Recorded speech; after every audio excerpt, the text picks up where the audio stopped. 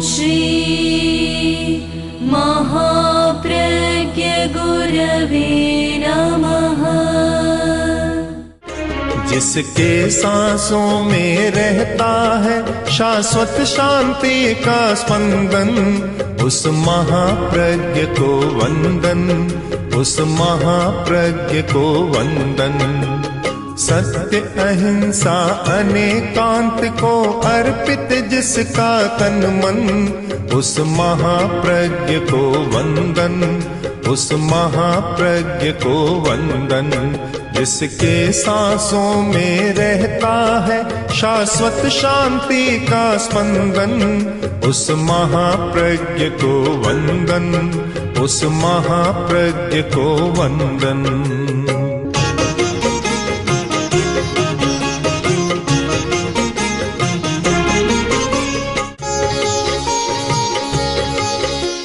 नमो अरहंताणम, नमो अरहंताणम।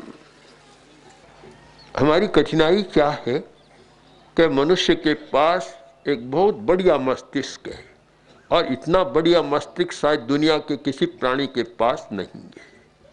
दूसरी बात यह है कि मनुष्य में भाषा की शक्ति है, बोलने की शक्ति है।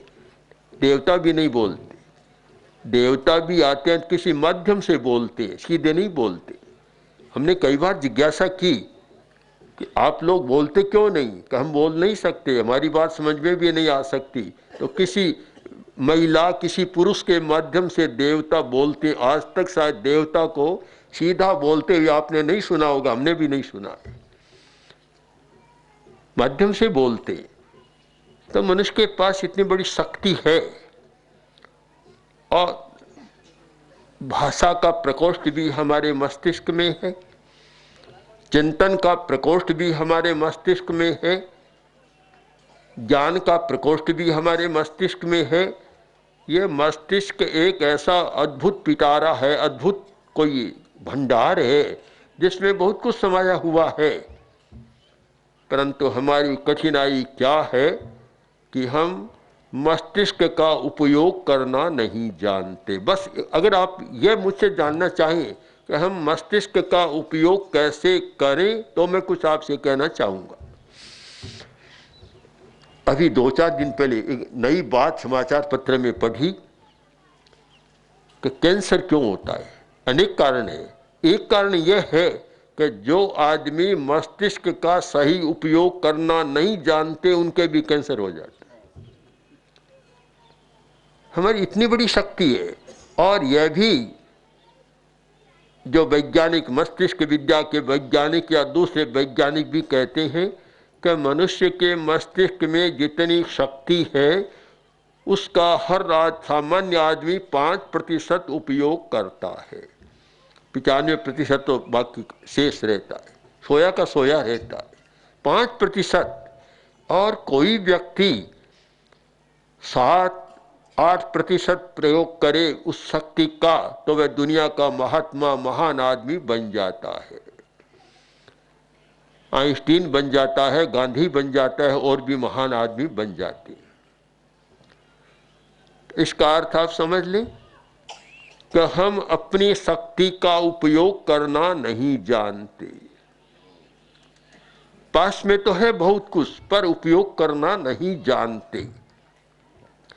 चाहे तो कर्म का क्षेत्र हो और चाहे धर्म का क्षेत्र हो, सबसे पहले मस्तिष्क विद्या के बारे में हमारी जानकारी होनी चाहिए।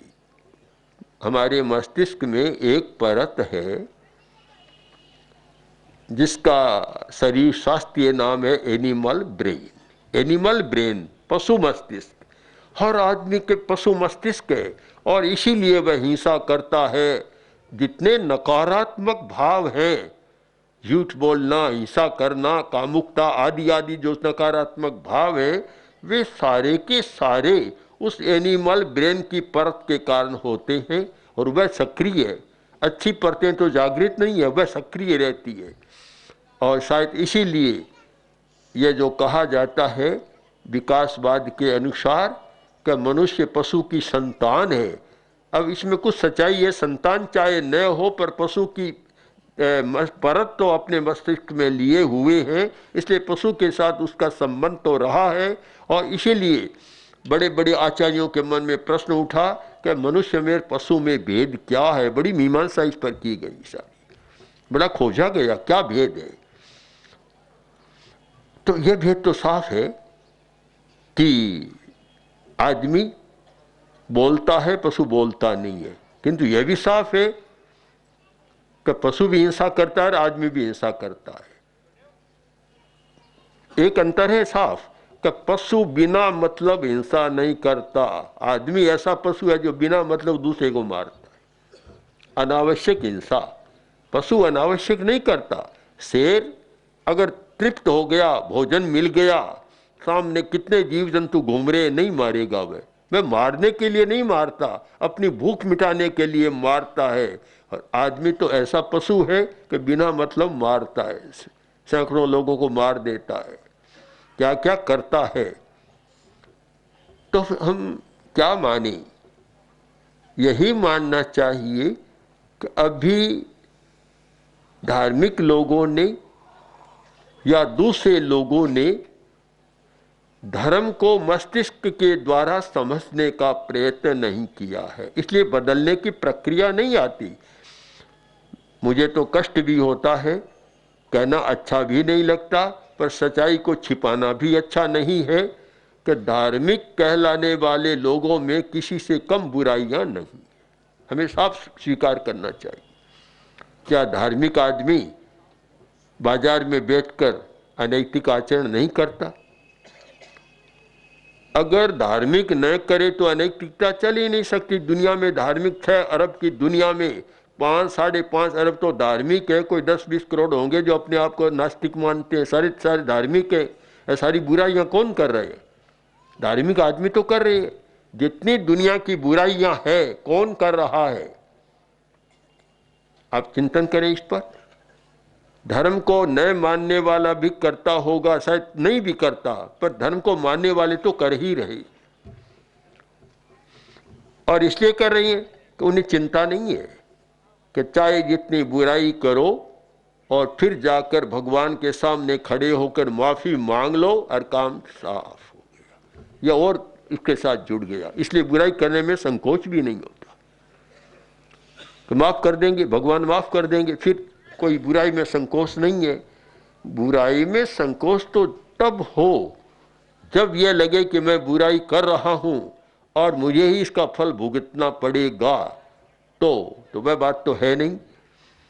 तो फिर बड़ा विचित्र हो गया कि हमने जानने का प्रकोष्ठ तो जागृत कर लिया, जिसके द्वारा हम जानते हैं। बुराई को लोग जानते हैं, हर आदमी जानता है कि नैतिकता के बिना समाज स्वस्थ नहीं रह सकता। एक संस्कृत कवि ने लिखा, बहुत सुंदर लिखा, अधिकार पदम प्राप्य नोपकारम करोति है, अकारो लोप मात्रेण ककारो द्वितताम ब्रजेत। बड़ा मार्मिक लिखा कि अधिकार का पद उस पर बैठ गया, उपकार नहीं करता है, अपना ही घर भरता है, दूसरे का उपकार नहीं करता, अन्याय करता है, तो कवि कहता है कि उसका अकार तो लुप्त हो गया, अधिकार ए लुप्त हो गया, पीछे क्या बचा? धिकार। ककारो द्वितताम ब्रजेत, ककार को डबल कर दो तब क्या हुआ? धिकार रह गया शेष में। बहुत सच्ची बात कही है, कटु तो हो सकती है, पर बहुत सच्ची बात है कि अधिकार पर बैठकर जो दुनिया की भलाई तो नहीं करता और उसका दुरुपयोग करता है, तो फिर वह अधिकार स्वयं धिक्कार बन जाता है। ऐसा क्यों हो रहा है, क्यों होता है? कारण हमने ज्ञान के प्रकोष्ठ को तो जागृत कर लिया, जानकारियां बढ़ गई, हम अच्छे को अच्छा जानते हैं, बुरे को बुरा जानते हैं, किंतु बदलने का प्रकोष्ठ हमने जागृत नहीं किया। वह प्रकोष्ठ अलग है। जानने का हमारे मस्तिष्क में अलग प्रकोष्ठ है और बदलने का अलग है, उससे जागृत नहीं किया। धर्म का यही तो काम था कि जो बुराई से आदमी दूर रह सके, बदल सके, उस प्रकोष्ठ को जागृत करना। किंतु धर्म के लोग भी स्वयं जानते नहीं इस बात को, वे तो लड़ने में ही रत। इस प्रक्रिया को जानना, मैं तो मानता हूं कि आज के वैज्ञानिकों ने, चाहे वे भौतिक वैज्ञानिक हैं, किंतु कुछ रहस्य इतने अच्छे बतलाए हैं जो धार्मिक लोगों को भी उन पर मनन करना चाहिए। विज्ञान का मस्तिष्क विद्या का ही एक प्रकोष्ठ है, उनका एक सिद्धांत है। उन्होंने इस बात को खोजा है कि मनुष्य के मस्तिष्क में दो भाग होते हैं, दो पटल। उसमें जो बायां पटल है वह जागृत रहता है तो आदमी सारा लौकिक काम चलाता है, किंतु जब तक दायां भाग जागृत नहीं होता तब तक न धर्म आता, न अध्यात्म आता, न अहिंसा आती, न सत्य आता, न अपरिग्रह आता और न शांति आती। कुछ भी नहीं आता, उसके बिना नहीं होता। जब तक ये दायां भाग हमारा सक्रिय नहीं बनता तब तक कुछ नहीं होता। बाएं भाग का काम मस्तिष्क विद्या के अनुसार भाषा सीखना, गणित, इतिहास, भूगोल, जितनी लौकिक विद्याएं हैं, उन लौकिक विद्याओं का, जिन विद्याओं को उपनिषद में अपरा विद्या कहा गया, अपरा विद्या सारी आ जाती है। लौकिक विद्या बहुत आती है और आज सारा लौकिक विद्याओं का इतना विकास हुआ है, शायद अतीत में कभी नहीं हुआ होगा। निकट में, दूर की तो हम नहीं कह सकते, अतीत में बहुत हुआ है, पर इन हजारों वर्षों में नहीं हुआ, उतना विकास हुआ है। किंतु जो दूसरी विद्या, जो विद्या इन भौतिक पदार्थों पर, भौतिक आकांक्षाओं पर नियंत्रण रख सके, कंट्रोल कर सके, उनको शुद्ध रख सके, विकृति न आने दे, वह है अध्यात्म विद्या। उसका विकास नहीं हुआ क्योंकि हमारा दायां भाग सोया पड़ा है। उसके बिना इंट्यूशन पावर भी नहीं होता, अंतर्दृष्टि भी जागृत नहीं होती, भीतर को देखने का मौका नहीं मिलता। एक विदेश से एक पत्रकार का प्रश्न आया मेरे पास कि इतने धर्म, इतने धार्मिक, फिर यह शांति क्यों, फिर लड़ाई झगड़ा क्यों? मैंने उत्तर में कहा कि आप थोड़ा सा परिवर्तन कर लें, थोड़ा सुधार कर लें। इतने धर्म ठीक बात है, तो इतने धार्मिक शब्द को बदल दें, इतने धार्मिक की जगह कर दे इतने अनुयायी, आपके प्रश्न का उत्तर हो जाएगा। धार्मिक कहाँ है, अनुयायी है। अनुयायी झगड़ा करते हैं। जिस महापुरुष ने जो बात कही, चाहे राम हो, कृष्ण हो, महावीर हो, बुद्ध हो, मोहम्मद साहब हो, यीशु हो, कोई भी हो, जिस महापुरुष ने कही उन्होंने तप तपा था, साधना की थी, साधना से अंतर्ज्ञान प्राप्त किया था, फिर कहा था। अनुयायी लोग उस भूमिका तक तो जाते नहीं है। आज सारी समस्या अनुयायियों की समस्या है, धार्मिकों की समस्या नहीं, धर्म ग्रंथों की समस्या नहीं। ये अनुयायी थोड़ा बदल जाए तो शायद शांति भी हो जाए। वो कब बदल सकते हैं कि उनका भी दायां मस्तिष्क जागृत हो जाए। मैं स्वयं जानता हूँ, हम लोग अहिंसा यात्रा कर रहे हैं, अहिंसा की बात करते हैं, लोग सुनते हैं, समझ में भी आती है, पर कहाँ तक होगा। रात मैंने देखा, हम वहाँ थे टाकर खेड़े में, शायद आप लोग अभी जितनी परिषद है उससे दूनी परिषद रात को हमारी होगी। इतने लोग, जैसे लगा पूरा गांव इकट्ठा हो गया। दिन भर रहा, रात को तो इतनी बड़ी परिषद थी कि बहुत बड़ी। मैं कभी रात को प्रवचन नहीं करता, पर मुझे भी जाना पड़ा। वहाँ के स्थानीय लोग आ गए कि आपको भी कुछ कहना पड़ेगा, तो फिर जाना पड़ा। मैं इतनी तो सुनने की बात है, शुश्रूषा जिस कहते हैं, सुनने की इच्छा, श्रोतुम इच्छा शुश्रूषा और ज्ञातुम इच्छा जिज्ञासा। सुनने की इच्छा है, जानने की इच्छा है, पर जहाँ तीसरी बात आती है वहाँ हाथ पीछे चले जाते हैं। क्यों नहीं होती? कि हमारा वह मस्तिष्क जागृत नहीं है। हम लोग यही काम कर रहे हैं। हम कोरा प्रवचन नहीं कर रहे हैं, हम जनता को ये समझा रहे हैं और बता रहे हैं प्रयोग के द्वारा कि आपका दायां मस्तिष्क कैसे सक्रिय हो सकता है। आप प्रयोग करें, योग विद्या के प्रयोग हमारे पास है। और आपको आश्चर्य होगा कि छोटे छोटे गांवों में जहाँ 5,000 की 4,000 की आबादी, प्रयोग के लिए हजार हजार आदमी आ जाते करते हैं और फिर कहते हैं कि आज बड़ा आनंद आया, अब हम यह प्रयोग करेंगे और प्रयोग करेंगे तो बदल जाएंगे। तो बदलने की बात मैं कह रहा था, आप सुनते हैं, मैं जानता हूं बदलेंगे नहीं, ये मानकर कह रहा हूं मैं आपको। किसी ने एक वेदांती से पूछा कि सत्य क्या है, झूठ क्या है, भ्रांति क्या है, सत्य क्या है, कि उसने अच्छा उत्तर दिया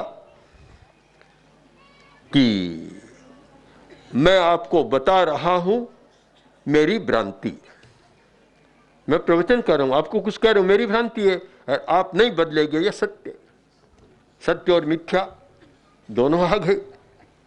तो मैं भी उसी भाषा में कहता हूं, मैं जानता हूं आप सुनेंगे पर बदलेंगे नहीं, इसलिए मैं कहता हूं प्रवचन का हमारा मूल्यांकन है कि प्रवचन का मूल्य 25% और प्रयोग का मूल्य 75%। आप प्रयोग करें, अभ्यास करें और अपने नाड़ी तंत्र का क्रिया बदलें, अपने ग्रंथि तंत्र की क्रिया को बदलें, अपने हार्मोन्स का जो सिक्रेशन उसमें परिवर्तन लाएं, अपने न्यूरोट्रांसमीटर में परिवर्तन लाएं, अपने आहार में परिवर्तन लाएं, तो फिर बदलने की बात हो सकती है। अन्यथा वक्ता अच्छा बोला, श्रोता ने प्रशंसा कर दी, वक्ता अपने स्थान पर गया, वक्ता भी वैसा, श्रोता गया, श्रोता भी वैसा, परिणाम कुछ भी नहीं आया। तो हम बदलने की बात करें, अहिंसा की बात, हम कोरा शब्दों का व्यापार नहीं करते। आचार्य हरिभद्र सूरी जो एक बड़े आचार्य हुए हैं जैन परंपरा के, हेमचंद्र हरिभद्र सूरी, उन्होंने अच्छा लिखा। यशोदेव उपाध्याय यशो विजय जी ने वही बात लिखी कि एक व्यापारी बाजार में बैठकर व्यापार करता है और हमारे धर्म के पंडित लोग हैं, ये सब परिषद में बैठकर शब्दों का व्यापार करते हैं। बाजार तो दोनों जगह, दोनों दुकानें चल रही है। एक दुकान है आपके बाजार में, एक दुकान होता है ये प्रवचन का पंडाल, और वहाँ वस्तुएं बिकती है, यहाँ शब्द बिकते हैं, व्यापार ही चल रहा है कोरा। इससे कोई परिवर्तन की संभावना नहीं की जा सकती। अगर आपको बदलना है तो बदलने की प्रक्रिया को अपनाना पड़ेगा, वह है ध्यान की प्रक्रिया। मैं तो मानता हूँ जो व्यक्ति ध्यान का अभ्यास करता है स्वयं जीवन में अहिंसा का अवतरण हो जाता है, और ध्यान नहीं करता, मन की चंचलता वैसी ही चल रही है जैसी है, तो अहिंसा की बात कहेंगे, अच्छी बात कहेंगे, सुनेंगे, अच्छा मानेंगे, पर आचरण कभी नहीं करेंगे। अभी हमारे मुनि जी ने विद्यार्थियों को प्रयोग कराया था, पहले प्रयोग कराया था। हम जहाँ जाते हैं प्रयोग कराते हैं और प्रयोग में बड़ा आनंद आता है। हमारे एक प्रशिक्षक हैं बीकानेर में जो शिक्षा विभाग में थे, सरदार अली, मुस्लिम भाई हैं, इन हमारे प्रेक्षा ध्यान के अच्छे प्रशिक्षक हैं, अच्छे कार्यकर्ता हमारे। तो वह बताते थे कि मैं जहाँ भी जाता हूँ, हमारे जो शिक्षा विभाग के शिविर होते हैं, जाते हैं, तो हमारे दूसरे अध्यापक शिक्षक भाषण देते हैं, विद्यार्थी ऊब जाते हैं, थक जाते हैं, और मैं जब जाकर प्रयोग कराता हूँ महाप्राण ध्वनि का प्रयोग, सारे विद्यार्थी मेरे पास आकर बैठ जाते, उनको आनंद आता है। प्रयोग से भीतर के जो आनंद का स्रोत है वह जब खुलता है तो आनंद आता है। शब्दों के व्यापार में तो आनंद इतना ही आता है, एक बार अच्छा लगता है और उठते हैं तब बात समाप्त। किसी को पूछ भी लिया जाए नाश्ता करके आए, सुबह क्या खाया था, तो शायद पूरा नहीं बता पाएंगे, पूरा याद ही नहीं रहता। तो बोला सुनी हुई बात तो, खाई हुई बात ही याद नहीं रहती, तो सुनी हुई बात तो कहाँ तक याद रहेगी, बड़ा कठिन होता है। इसीलिए आप प्रवचन और प्रयोग दोनों को साथ करें तो फिर पूरा काम बनेगा। तो हम केवल अहिंसा की बात नहीं करते हैं, अहिंसा का अवतरण कैसे हो सकता है, व्यक्ति के जीवन में अहिंसा का विकास कैसे हो सकता है, उसकी प्रक्रिया भी बतलाते हैं। आचार्य तुलसी बहुत बार कहते थे तो आज हमारा क्या हो गया कि किसी धर्म गुरु के पास कोई व्यक्ति आता है, आकर बोलता है कि महाराज मुझे गुस्सा बहुत आता है, तो धर्म गुरु का उत्तर होता है मैं क्या करूं, तेरे कर्म का जोग है।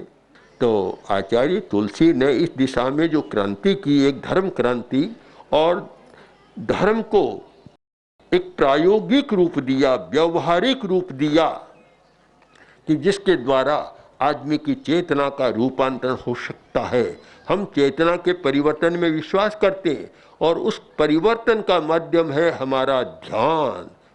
ध्यान अगर एक ध्यान करना सिर्फ सीख जाए, जो भारत की शायद जितनी विद्या उनमें पुरानी विद्या है, और इसी के द्वारा तो सत्य खोजा गया था। धन्वंतरी प्रयोगशाला थी क्या? ये मंत्री तो आज प्रयोगशाला बना देते हैं, स्वास्थ्य मंत्री कहते हैं लो लेबोरेटरी कर लो, प्रयोग कर दो। क्या धन्वंतरी के लिए आपने प्रयोगशाला बनाई थी? कोई प्रयोगशाला नहीं थी। पौधे के पास जाकर बैठते और कहते बताओ तुम्हारी विशेषता क्या है, ध्यान कर बैठ जाते और आधा 10-20 मिनट बाद उठते और सारी विशेषता लिख लेते कि इसका लाभ क्या होता है, पौधे का उपयोग कैसे होगा। कहा जाता है कि 1 लाख पौधों का अनुसंधान उन्होंने किया था। लुकमान हकीम ने कहाँ से किया था? कोई ग्रंथ पढ़ा था क्या?